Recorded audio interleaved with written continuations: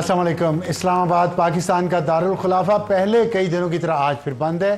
Containers लगे हुए हैं हर तरफ और इस दफ़ा यलगार हो रही है फ़लस्तीन के नाम पर। फ़लस्तीन में जो जंग जारी है जिसमें हज़ारों बेगुनाह फ़लस्तीनी शहीद हो चुके हैं, ज़ख्मी हो चुके हैं, लेकिन इस्लामाबाद बंद कर दिया जाता है कुछ ही दिनों बाद किसी न किसी बहाने पे। कभी फ़लस्तीन के नाम पे, आज गज़ा के नाम पे, और कभी सियासत के नाम पे, कभी नए इलेक्शंस के नाम पे।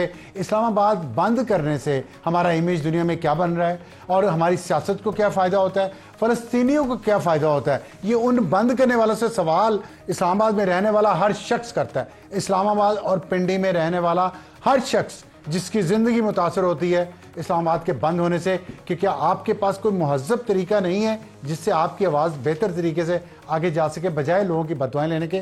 तो सोचिएगा इस पर। और दूसरी बात यह है, मैं कशीदगी की बात कर रहा हूँ, नेगेटिव सियासत की बात कर रहा हूँ, रास्ते बंद करके, सड़कें बंद करके सियासत करने वाले की बात कर रहा हूँ जो पाकिस्तान को नुकसान पहुँचाते हैं और इस नाम पे कि हम बहुत बड़े कॉज के लिए काम कर रहे हैं। उसमें वज़ीर आला खैबर पख्तूनख्वा ने जल्ती पे तेल डाल दिया। अली मीन गंडापुर साहब ने he is not coming slow. और क्यों? इसलिए कि उनका मिजाज ही ऐसा है। उनको फिर इस सूबे का वज़ीर आला क्यों बनाया गया? वहाँ का सूबे का वज़ीर आला कह रहा है कि मैंने बाकायदा इनकलाब का ऐलान कर दिया है और मैं एक गोली के जवाब में 10 गोलियाँ चलाऊँगा। ये बात वो तालिबान को नहीं कह रहा, अपने हल्के में वापस जाके ये बात नहीं कर रहा, अपने अवाम के लिए कोई वेलफेयर का काम नहीं कर रहे। जितने सूबे के ज़राए लेके हर हफ्ते वो या पिंडी या लाहौर या पंजाब के किसी और शहर पे यलगार करते हैं और पीटीआई जो एक मुल्क गिर जमात थी उसको महदूद करके एक पख्तून जमात जो सिर्फ सूबा खैबर पख्तूनख्वा तक महदूद हो जाए उसको बनाने की कोशिश कर रहे हैं। आप ये सुन लें अली मीन गंडापुर साहब क्या फरमा रहे हैं। मैं बाकायदा तौर पे आज इनकलाब का ऐलान कर रहा हूँ। अगर कोई गोली बरसाएगा उस पे गोली बरसाई जाएगी। तुम एक गोली चलाओगे हम 10 चलाएंगे, तुम एक टीयर गैस मारोगे हम 10 मारेंगे, तुम एक लाठी मारोगे हम 10 मारेंगे। अब बस हो गई है। तो आपने सुना कि बस हो गई है उनकी, और अवाम की भी बस हो गई है, और यहाँ लगता है इस पूरे मुल्क की बस हो गई है। लेकिन सियासी जमातों की बस नहीं हुई, और फिर सियासी जमातों की बस जब छूट जाती है तो सियासी जमातें इस पर एहतजाज करती हैं और बस छूटने जाने पर भी एतराज़ करती हैं। हमें ज्वाइन किया है तैमूर सलीम झगड़ा साहब ने, रहनुमा पाकिस्तान तहरीक इंसाफ से। उनसे बात करेंगे कि ये जो बाकायदा इनकलाब का ऐलान कर दिया है अली मीन गंडापुर साहब ने, इसके पीछे वजूहात क्या हैं और अब हम क्या देखें जो एक लग रहा है मुसलसल इस मुल्क में माहौल जो बन रहा है कशीदगी का, वो कम कैसे होगा। तैमूर साहब अस्सलाम वालेकुम। वालेकुम सलाम जी। तैमूर साहब, हकीकत ये है कि पाकिस्तान तहरीक इंसाफ पूरे मुल्क की जमात है। कराची से लेके खुजराब तक तमाम सूबों में, तमाम कौमियतों में पाकिस्तान तहरीक इंसाफ का वोटर है, सीटें भी मिलती हैं। लेकिन कुछ महीनों से हम देख रहे हैं कि जैसे कि कोई कोशिश हो रही है, बाकायदा इनकलाब हो या ना हो, बाकायदा कोशिश हो रही है कि पीटीआई को पख्तूनख्वा तक महदूद कर दिया जाए और पख्तून सियासी जमात बना दिया जाए। क्या ये जो तासुर पूरे मुल्क में जड़ पकड़ रहा है ये दुरुस्त है? मेरा नहीं ख्याल सार साहब के पूरे मुल्क में ये तासुर है। मेरे ख्याल में तो 8 फरवरी के बाद ये साबित हो गया कि जो मकबूलियत पीटीआई को पंजाब में आज है, शायद किसी सियासी पार्टी को पंजाब की तारीख में या पाकिस्तान की तारीख में पंजाब में नहीं रही, या कम से कम इससे ज्यादा नहीं रही। जो कराची में पीटीआई को मकबूलियत हासिल है वो किसी को नहीं रही। जो खैबर पख्तूनख्वा में है वो तो रिगिंग के बावजूद पता चल गया कि मेरे ख्याल में जो 115 इलेक्टेड नशिस्तों में 93 पीटीआई जीता है। बड़ा मुश्किल है कि ये रिजल्ट जो है वो कभी भी दोबारा रिपीट हो कि आप 80-90% सीटें जीत जाए। अगर पीटीआई पंजाब में मकबूल ना होती तो माजरत के साथ पुरअमन एहतजाज के लिए पंजाब बार बार बंद ना करना होता। आपने जो ये मेरे ख्याल में सवाल किया है कि कैसे मुल्क जो है उसमें सियासी टेम्परेचर नीचे जाएगा, मेरे ख्याल में वो बुनियादी सवाल है और किसी ना किसी तरीके से उसका जवाब हमने ढूंढना है। पीटीआई की एज अ पार्टी पुरअमन होना तो मेरे ख्याल में एक 30 साल की हिस्ट्री है। लेकिन जब तक हम ये क्राइसिस को एक्नॉलेज ना करें, जो कि एक क्राइसिस है, और उसमें फिर हर एक्टर अपना रोल ना प्ले करे, और ये ना एक्नॉलेज करे कि जो पीटीआई के साथ पिछले साल में ज्यादती हुई है, तो मुश्किल होगा। आपने जिक्र किया अपनी अभी गुफ्तगू में कि 8 फरवरी के बाद पंजाब ने साबित कर दिया कि वो पीटीआई के साथ है, कराची ने भी किया, लेकिन हम ये देख रहे हैं कि ना कोई कराची से लीडरशिप पीटीआई की नज़र आ रही है हमें, ना पंजाब से नज़र आ रही है। एक शख्स है जो सूबे का वजीर आला है, उसके ऊपर जिम्मेदारी है सूबे के अवाम के मसाइल हल करने की। वो कहते हैं पख्तून बारात लेके लाहौर आएगा, और हम देख रहे हैं कि पिंडी में जलसा जुलूस हो, लाहौर में जलसा जुलूस हो, खैबर पख्तूनख्वा से जुलूस चलता है, और वहाँ पहुँचने के लिए पिंडी और लाहौर के वो लोग किधर हैं? आप नहीं समझते कि आप नाराज कर बैठे हैं पंजाब के वोटर्स को, ये इतना ज्यादा पख्तून रंग चढ़ा के पीटीआई पे? नहीं, अब साहब ये सिर्फ अभी से नहीं, जिस वक्त में पंजाब की हुकूमत, ये कब की बात है, मैं अभी बात कर रहा हूं फरवरी मार्च 23 की, जब जमान पाक पे जो है वो बार बार तकरीबन रिकॉर्ड तादाद में लोग भेजे जाते थे खान साहब को अरेस्ट करने के लिए।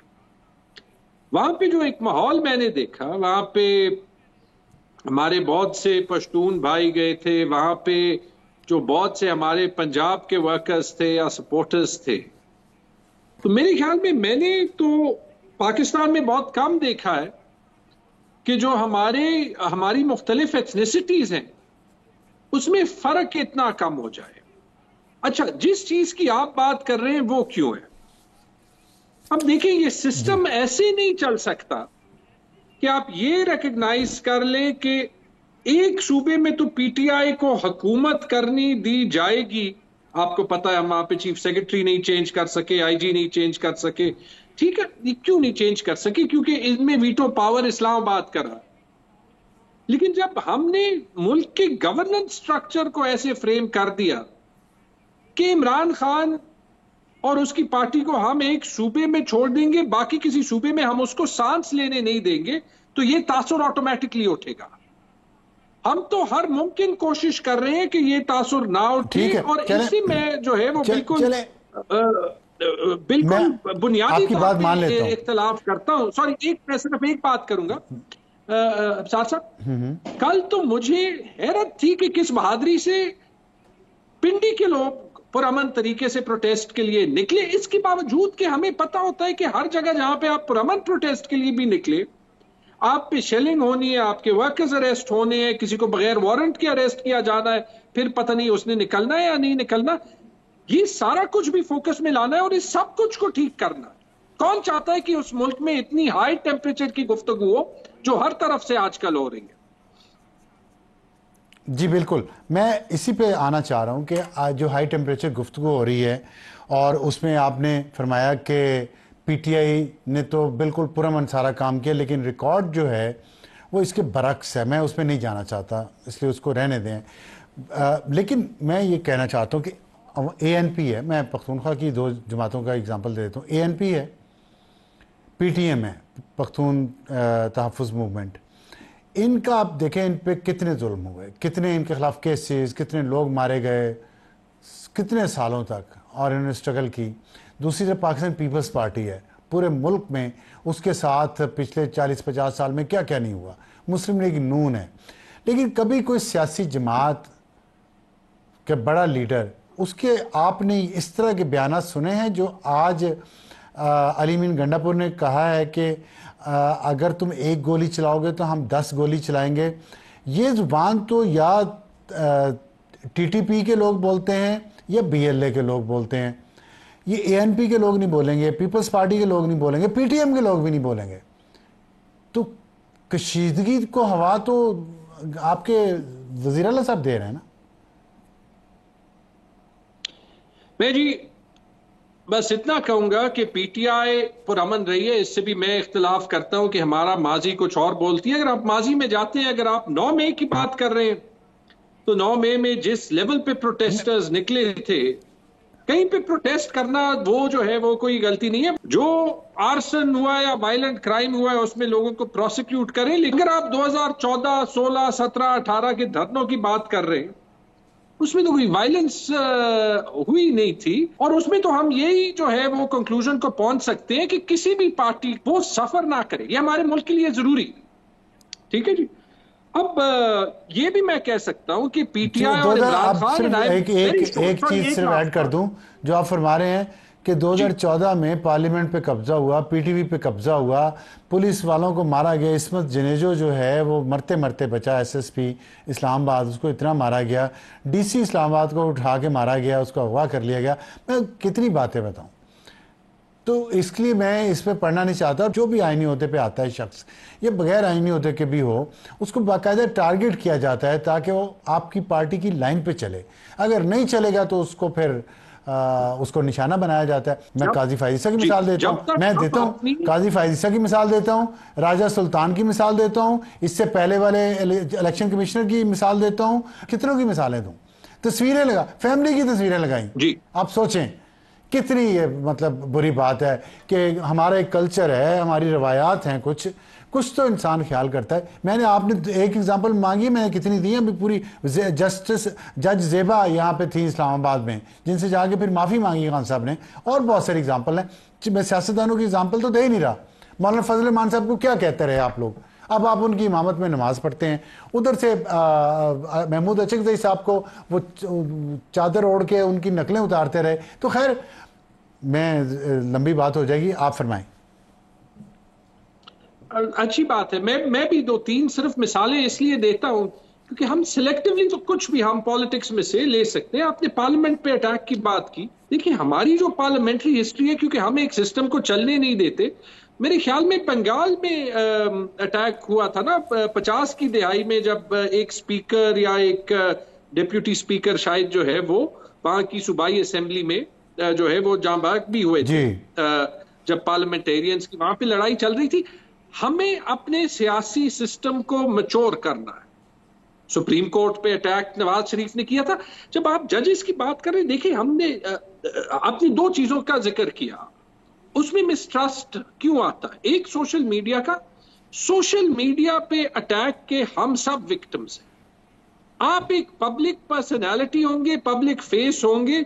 मुझे जितनी तनकीद आती है, मुझसे बहुत लोग जो है वो पूछते हैं आप अपना ट्विटर अकाउंट बंद क्यों नहीं करते। लोग पर्सनल गालियां देते। You have to have thick skin. वो डिजिटल दहशतगर्दी नहीं है। असल में मसला ये है कि सोशल मीडिया में हर इंडिविजुअल शेर बन जाता है, क्योंकि वो अपनी आइडेंटिटी को अनोनिमस रखता है। और आपको पता है कि बहुत से अकाउंट्स ऐसे हैं जो कि अगर हम जो है वो रूमर्स पे जाएं तो वो हुकूमत या स्टेट के किसी जो है वो आर्म से चलते हैं। तो एक कल्चर कैंपेन्स का बन गया है, जिसकी मैं बिल्कुल हक में नहीं। लेकिन जहां तक आपने फॉर एग्जांपल जुडिशरी की बात की या सिकंदर सुल्तान राजा की बात की, देखिए ये तो हमें अभी हक होना चाहिए कि जो इलेक्शन कमीशन ने चोरी की है या अगर नहीं की तो वो एक्शन नहीं ले रहा और पाकिस्तान की तारीख के बदतरीन इंतखाबात कराए। अभी तो सुप्रीम कोर्ट का डिसीजन मौजूद है, आपने लगाया उसकी उनको? अब तनकीद की जाए, राइट। और इसी तरह लगाया। क्या अभी हमारी हुकूमत 8 जजेस पे एक फुल कोर्ट के जिस फैसले की वजह से या वो डायरेक्ट बेनिफिशरीज होते हैं या नहीं होते, डायरेक्टली वो 8 जजेस पे जो है वो तनकीद कर रहे हैं। कल्चर तो हमेशा हुकूमत बनाती है ना। मैं तो आपको यही कह रहा हूं, हुकूमत हो, इदारे हो, पीटीआई हो, हमें अपनी गाड़ी को सही ट्रेन की पटरी पे करना है। लेकिन उसका हल कभी भी ये नहीं होगा कि आप पीटीआई को मजीद दबाएं। ये कल भी पिंडी के अवाम ने साबित कर दिया।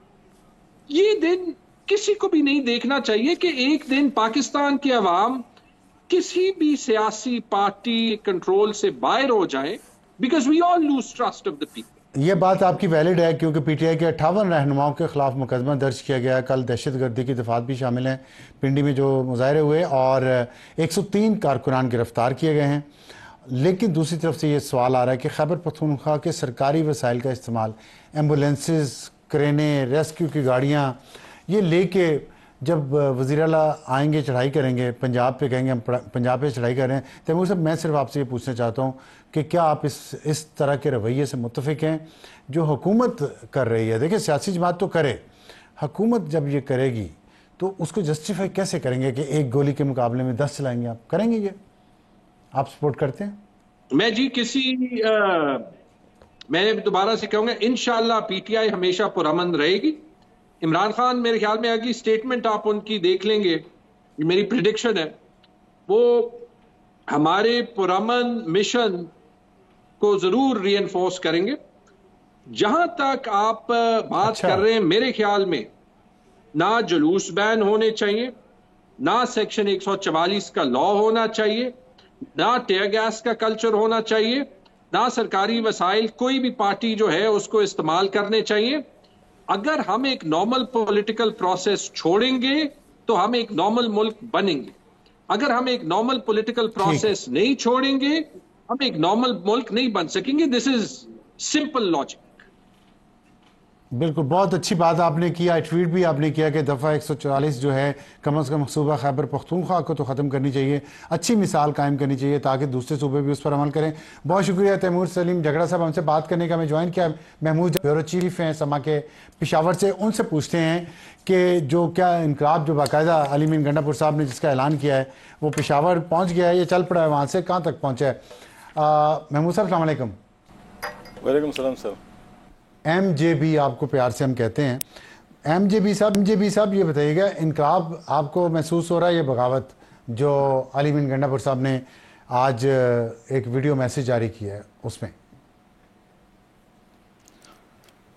जी देखें, यहाँ पे इस पे अफसर साहब बात हो रही है और यहाँ पे अभी तक मैंने कोई ऐसा बंदा नहीं देखा जो इसको अप्रिशिएट कर रहा हो, क्योंकि सब लोग इन हालात में घबराए हुए हैं। लेकिन एक बात मैं यहाँ पे नई ऐड करना चाहूँगा, वो ये है कि जो सोशल मीडिया जो कि कभी तहरीक इंसाफ का हथियार हुआ करता था, अब इस किस्म की सूरत हाल में वो खुद पार्टी के अंदर अपने ही खिलाफ इस्तेमाल हो रहा है। मैं उसकी एक मिसाल आपको देना चाहूँगा। जब आप कहेंगे कि हमारे फलां साहब जो हैं तो वो बहुत मुश्किल में हैं, भाई मुश्किल में हैं या वालिद साहब मुश्किल में हैं और हमने जाना है उनको छुड़ाना है, और लोगों को आप चार्ज करेंगे तो जिसके हाथ में डंडा लगेगा और जिसको हाथ में बंदूक लगी या उसे कुछ भी छुरी मिली, कांटा मिला, कुछ भी मिला और वो चल पड़े, और जब आप चलते हैं वो लोगों को साथ लेके चलते हैं और आप टेम्परेचर हाई कर देते हैं और आप सोशल मीडिया पे ऐसा हाइप क्रिएट कर देते हैं कि सब लोग कि अब भी ना पहुंचे तो वो जो हमारा बंदा वहां है ना तो उसकी जान बचाना मुश्किल हो जाएगा। जब आप इतना टेम्परेचर हाई करके उनको साथ लेके चलते हैं, फिर रास्ते से आप उन्हें एक बार कहते हैं कि चलें जी वापस चलेंगे, फिर कभी आएंगे, तो अब वो मेरा ख्याल है कि वो जो 2-3 पार हो गया है तो वो वज़ीर आला साहब को उसकी वजह से अब एक मुश्किल पेश आ रही है कि वो अपने कारकुन को कैसे मुतमईन करें। तो वो उस इत्मीनान की एक बड़ी, वो हमने जल की वहाँ पे भी देखी कि लोग मुतमईन नहीं हो रहे, अब लोग उनकी बात नहीं मान रहे और उनको खुद भी इस बात का एहसास हो रहा है क्योंकि वो बेबस महसूस कर रहे हैं। कल जब उन्होंने जल से वापस आते हुए अपने एक कारकुन को गाली दी तो उस वक्त पता चला कि वो टेम्पर लूज कर चुके हैं, क्योंकि उन्होंने किसी मुखालिफ को नहीं दी, उन्होंने टेम्पर लूज कर चुके हैं। वापस जा रहा हूं, चलो मेरे साथ। ऐसे तो MJB वो कोई ऐसे फिलोसफर तो है नहीं, मैं गोली की तरफ आ रहा हूं करना हमें बहुत शौक करे। मैं गोली की तरफ आप आइएगा, आप गोली की तरफ ना आए ना ही गोली आपकी तरफ आए, लेकिन मैं आपसे एक सवाल पूछना चाह रहा हूँ कि ये सिर्फ कारकुनान को मुतमिन करने के लिए ये 2 नंबरी हो रही है? आप ये कहना चाह रहे हैं कि ये रंगबाजी कर रहे हैं अली मीन गंडापुर साहब और असल में इनका कोई मकसद नहीं है इनकलाब वगैरह लाना? मेरा ज़ाती ख्याल ये है कि ये अपने कारकुन को किसी भी तरीके से इंटैक्ट रखना चाहते हैं और वो चाहते हैं कि बस वो हमारे साथ ही रहे। जब हम कहें कि आ जाओ तो सारे आ जाएं और जब हम कहें कि चलें तो वापस चले जाएं। और वो जो कारकुन है तो वो मेरे ख्याल में ये 2-3 बार वापस आने से उसमें जो बददिली फैली है। और कल एक और भी चीज़ जिसे बहुत बुरी तरह महसूस किया गया है कि अली अमीन साहब के अलावा वहाँ पे कोई और नज़र नहीं आया था और ज़्यादातर लोग जो थे तो वहाँ मौजूद नहीं थे जो कि पार्टी की कैद।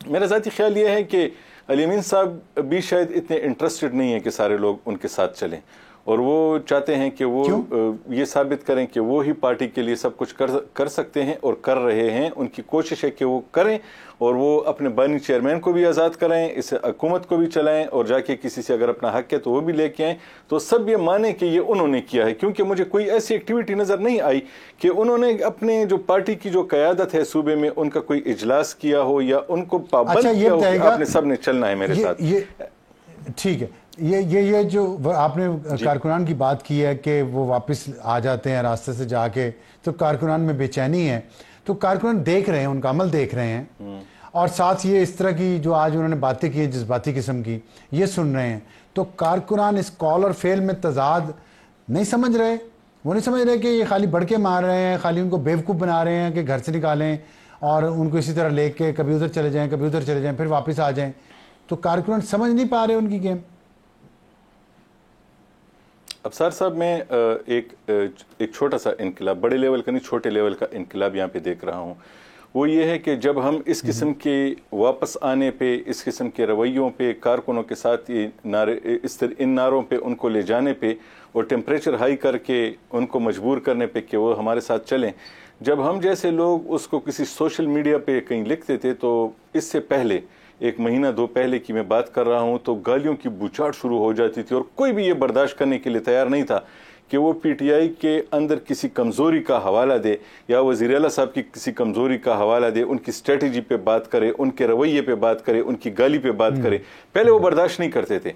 अब मैं ये महसूस कर रहा हूं कि जब हम ये लिखते हैं तो उधर से पीटीआई का कारकुन हमें वो गाली नहीं दे रहा। मैं ये बात अपने हद तक कह रहा हूं क्योंकि पहले इनका रवैया कुछ और होता था, अब कुछ और है। शायद उन्होंने रियलाइज कर लिया है। आपने कहा ये जो लोग कह रहे हैं तो ये ठीक है। घबराए हुए हैं लोग, आप कह रहे लोग घबराए हुए हैं इनके इर्द गिर्द, तो कौन है घबराया हुआ? और दूसरी बात ये कि क्या वहाँ पीटीआई के अंदर और खैबर पख्तूनख्वा में, पेशावर में, क्या लोगों में ये कंसर्न है कि पीटीआई को एक मुल्की जमात से एक बिल्कुल सूबाई और लिसानी जमात बनाया जा रहा है मुसलसल एक अमल के ज़रिए?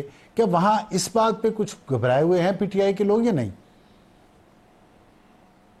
पीटीआई की वो क़यादत घबराई हुई है जिसे हम अब तक इस हुकूमत के बनने से पहले हम देखते थे कि उनकी कोई से थी और वो बड़ी अहम पोजीशंस पे थे और वो मुख्तलिफ रीजन्स के सदूर थे या कोई अपने अच्छे अजला के जो सदूर थे। हम पहले उनसे बात करते थे कि देखिए मेरा ये ख्याल बना है आपकी पार्टी के बारे में, क्योंकि आप लोग तो एक्सेस नहीं दे रहे। आप लोगों की इन एक्टिविटीज़ को देख के मैं ये समझ रहा हूँ कि क्या ये ठीक है जो मैं समझ रहा हूँ कि आप लोगों के अंदर ये तकसीम है और आप परेशान हैं और आप साथ भी नहीं जा रहे और कहीं जाते भी हैं तो कोई क्लिप बना के दे जाते हैं और ज़्यादा इन नहीं हो रहे, एक्टिव भी आप नहीं हैं। तो वो हमें इस वक्त कोई ऐसा जवाब नहीं देते जिससे मैं ये समझूं कि वो ये तासुर दे रहे हों कि पार्टी का जो अंदर की जो यूनिटी है वो इंटैक्ट है। ऐसा कुछ नहीं है। कोई भी हमें मुतमईन करने के लिए कोशिश ही नहीं कर रहा। जो हम जैसे लोग हैं जो इन को तनकीदी नज़र से देख रहे हैं और हमारी बात आ रही है, बहुत शुक्रिया सबके सामने आ रही है। पहले कभी हम बहुत शुक्रिया मेंबर साहब हमसे बात करने का। और वक्त पर ब्रेक के बाद वापस आएंगे तो हॉट इशू जो इस बात पर है कि अब हुकूमती रवैये पर एमक्यूएम ने भी मायूसी का इजहार कर दिया है। जेयूआई पहले ही साथ नहीं दे रही तरमीम पे, तो एमक्यूएम ने अगर फैसला किया कि वो भी तरमीम के हक में वोट नहीं देगी जब तक कोटा सिस्टम में बेहतरी नहीं ला जाती, तो फिर क्या होगा? एक छोटे से ब्रेक। हॉट इशू, और हॉट इशू इस वक्त ये है कि हुकूमत पूरी कोशिश कर रही है पार्लियामेंट में इतने नंबर ऑफ सीट्स इकट्ठे करने के लिए कि उन्हें 2/3 अक्सरियत मिल जाए और वो आईनी तरमीम कर ले।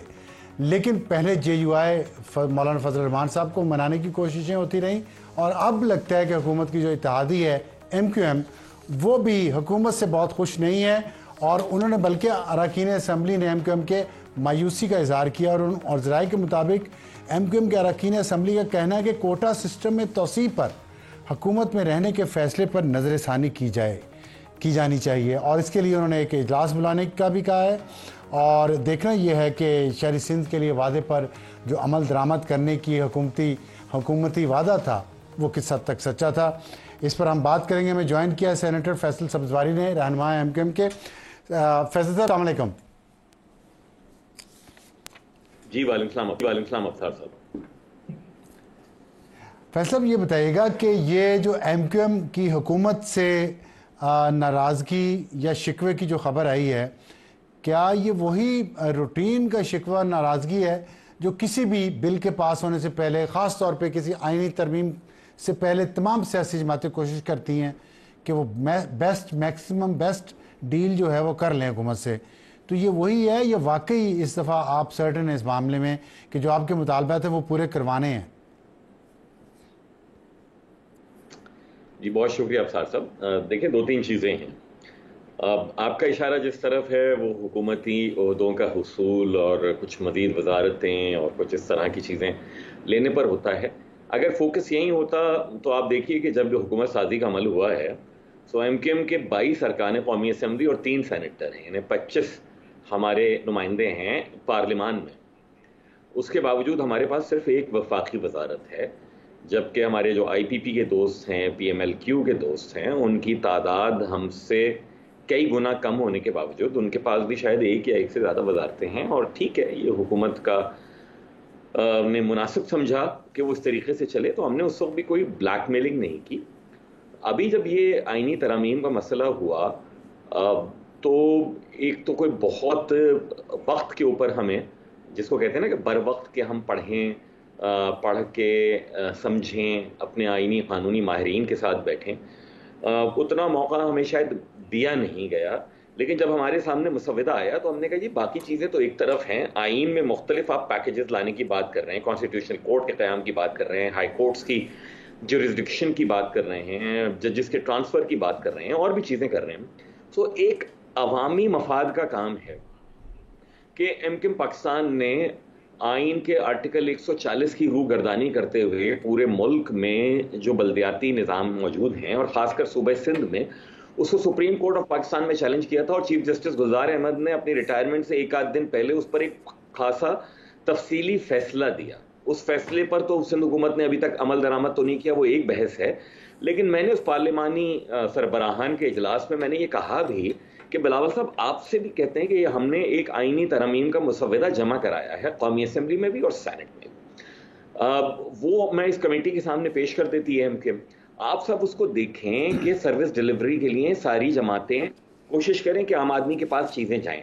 तो ये इस तरह की चीज़ें थी कि जिस पर हुकूमत अगर हमसे पहले बात कर लेती PMLN तो हम भी अपना वेट ये डाल देते, बजाय इसके कि कोई बार्गेनिंग कर रहे हैं। हम तो ये कह रहे हैं कि जी आप बेहतर सर्विस डिलीवरी के लिए ये आईनी अमेंडमेंट्स कर दें और इनको भी उसका पार्ट बना लीजिए। अब जो उस बात आपने की है जनाब कोटा सिस्टम की, देखें दो तरह के कोटे हैं अबरार साहब, अफसार साहब। मुझे फैज़ल मैं ये जानना चाहता हूँ कि थोड़ा ये कोटा सिस्टम का झगड़ा है क्या, जरा ब्रीफली को बता दें क्योंकि टाइम कम है हमारे पास। देखिए, कोटा सिस्टम तो कोई वैसे तो लियाकत अली खान साहब के ज़माने से मुल्क में कोटा राइज था, लेकिन जुल्फ़िकार अली भुट्टो साहब ने किया ये कि 1974 में उन्होंने ये कहा कि जनाब देही सिंध की आबादी पीछे रह गई है, तो इसलिए कराची, हैदराबाद और सक्खर डिवीजन्स को आप शहरी सिंध तस्वुर करें और बाकी सबको देही सिंध तस्वुर करें, और उस देही सिंध का सूबाई मुलाजमतों, वसाइल, कॉलेजों में दाखिलों, हर चीज़ के ऊपर 60% उनका हिस्सा होगा और 40% शहरी को रहेगा। अलमिया ये है कि पाकिस्तान बनने के महज 40 साल से भी कम अरसे में तो जुल्फ़िकार अली भुट्टो साहब ने कहा कि देही सिंध मुतासर हुआ है। अब 50 साल से ज़्यादा अरसा हो गया उस सूबाई कोटे को लगे हुए, लेकिन अब तक ना तो वो कोटा हटाया जाता है, और उस पर जुल्म ये है कि उस कोटे की भी खिलाफ वर्जी हुकूमती सरपरस्ती में होती है। यानी शहरी कोटे के नाम के ऊपर जाली डोमिसाइल बनाते हैं हुकूमत के अफसरान, और उनकी बुनियाद के ऊपर शहरी सिंध के नुमाइंदों को, अफराद को मुलाजमतें नहीं मिलती, और ये हमारा बड़ा पुराना और वैलिड ऑब्जेक्शन रही है। अब हम ये करने जा रहे हैं कि अब हम इनसे मांगें कि जनाब ये कोटे लगे हुए इतने अरसे हो गए, आप हमें बताएं तो ना कितनी मुलाजमतें आपने इस कोटे के हिसाब से दी हैं। विफाक में आईने पाकिस्तान में लिखा है शहरी सिंध का 6.25% से ज़्यादा कोटा होगा।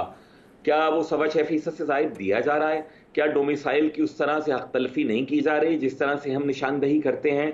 क्या सूबाई कोटे भी जो हैं उनको कौन सा कानून और कौन सा आइन तहफ़्फ़ुज़ दे रहा है? ये हमारे वो नुकात हैं, और हम समझते हैं कि PMLN की हुकूमत को, खासकर PMLN को, इन हमारी दोनों काविशों के ऊपर हमारा साथ देना चाहिए, इसलिए कि वो हमसे रिटन अच्छा, ये बताइएगा कि एक तो ये कोटा सिर्फ मुलाजमतों के लिए है और दूसरी बात ये है कि PMLN कैसे आपका साथ उसको कैसे देना चाहिए, क्योंकि कुछ चीज़ें तो जैसे आपका जो दूसरा मुतालबा है कि आप ये चाहते हैं कि इख्तियारात सियासी या एडमिनिस्ट्रेटिव इख्तियारात निचली सतह का मुंतकिल किए जाएँ बल्दियाती नुमाइंदों तक, वो भी एक सूबाई मसला है। इस दोनों में PMLN किस तरीके से PMLN को चाहिए कि आपकी मदद करे?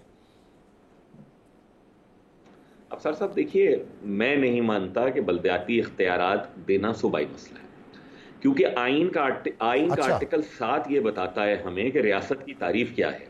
वो ये कहता है कि रियासत है वफाकी हुकूमत, सूबाई हुकूमत, बल्दियाती हुकूमत और वो इदारे जो टैक्स लेवी कर सकते हैं, नंबर 1।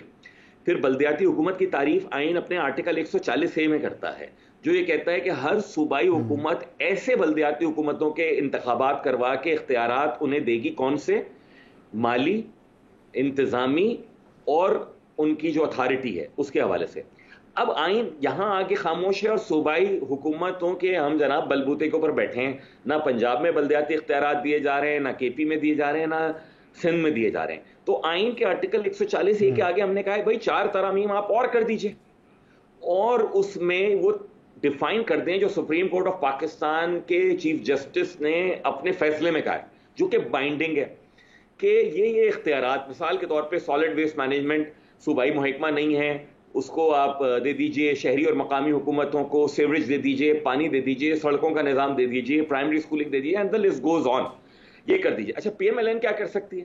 पहली बात तो ये आपने हमसे तहरीरी मुआहिदा किया, आपने कहा हम तो साथ हैं आपके इसके, लेकिन जब सेनेट की लॉ एंड जस्टिस कमेटी का इजलास होता है तो उसमें आपकी PMLN के जो सेनेटर साहिबा हैं वो उसकी मुखालफत करते हैं। ये सूबाई मसला है भाई, पढ़ के तो आ जाए ना, आइन पढ़ लें, मेरा बिल पढ़ लें जो तजवीज करता है, और मेरा और आपकी जमात का जो मुआहिदा है वो पढ़ लें। तो इसमें ये बताएं कि ये फर्ज करें जो तरमीम आ रही हैं, इन तरमीम में अगर आपकी ये तरमीम शामिल की जाएं और उसमें पाकिस्तान पीपल्स पार्टी मुत्तफिक ना हो तो फिर तो मामलात यही रहेंगे ना। इस स्टेटस को कैसे तोड़ सकेंगे आप? आप वजह फरमा रहे हैं अफ्तार साहब, हमें तो जी बखूबी इदराक है ना इस बात का कि पाकिस्तान पीपल्स पार्टी अगर हिमायत नहीं करेगी तो इस पर अमल दरामद नहीं हो सकेगा। लेकिन कम से कम PMLN तो संजीदगी दिखाए ना, वो गुफ्तगू बढ़ाए, तो उस सिलसिले को तो आगे बढ़ाए जो हमने उनसे बारहा कई मीटिंग्स में मुतालबा किया है। डॉक्टर फारूक सत्तार साहब थे, अमीनुल हक साहब थे, मैं था, हम सब ने उन मीटिंग में मुतालबा किया है, तो उसको आगे तो बढ़ाए PMLN। ये तो हमें भी इल्म है, हम पार्लियामान में बैठे हैं कि अगर दीगर जमातों की हिमायत नहीं हुई और तो ये आईनी तरमीम हमारी तजवीज़ करदा नहीं हो सकेगी। लेकिन यही काम है ना सियासतदान का और पार्लियामान में बैठे हुए लोगों का कि वो गुफ्तगू करते हैं, बात को आगे बढ़ाते हैं। आज नहीं तो कल कोई कंसेंसस बिल्डिंग होती है और आपको दोबारा री-इन्वेंट करनी पड़ती हैं चीज़ें। यहाँ पर हमने देखा आर्मी चीफ ने भी बात की है जनाब कराची में बिजनेस कम्युनिटी से, और उन्होंने बात की है छोटी इंतजामी यूनिट्स की। हमारा बड़ा देरीना मुतालबा रहा है, लेकिन हमें इल्म है कि आइन का आर्टिकल 239 जो है उसकी राह में कदगन है।